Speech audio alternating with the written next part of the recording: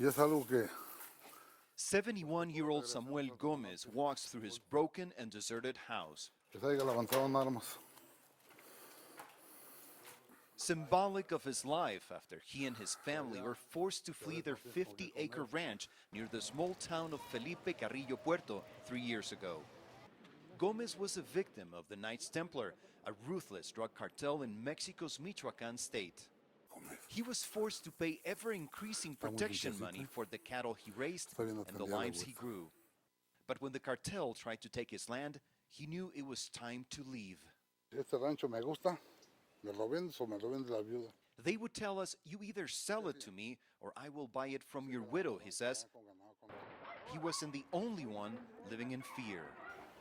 Nos mataron gente. They killed our people, they raped our young women, and they did as they pleased, he says. Ándale, que estén bien.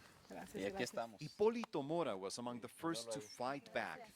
The 58-year-old farmer led a self-proclaimed group of vigilantes that forced the drug cartel out of their town last April. De alguna forma me he salido de la ley. I know I'm operating outside of the law, he says, but I'm doing it for my family just like every other man in this movement. His rebellion became an inspiration for others in the area. Since early January, several other towns have taken up arms and confronted drug traffickers in violent clashes. The cartel struck back, torching vehicles and businesses and killing several people. In the end, more than a dozen towns managed to drive away the criminal organization that had terrorized the region for years. This is the checkpoint at the edge of the town of La Huerta.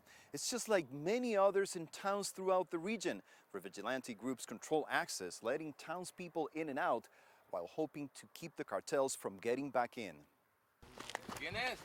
They are young and old, farmers and laborers, and even some migrants who have returned from the United States to reclaim what used to belong to their families.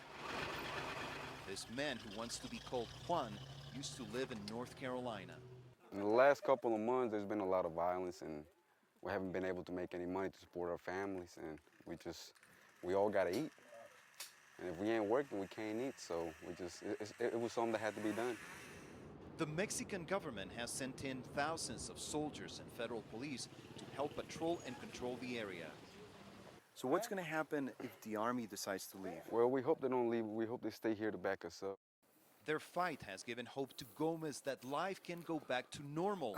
He knows that there are no guarantees the cartel won't try to come back, but this time, he says, he and the vigilantes won't give up. Matamos a todos. They would have to kill us all because we're all going to fight, he says, not only for our lands, but more importantly, for our families. Rafael Romo, CNN, Felipe Carrillo, Puerto, Mexico.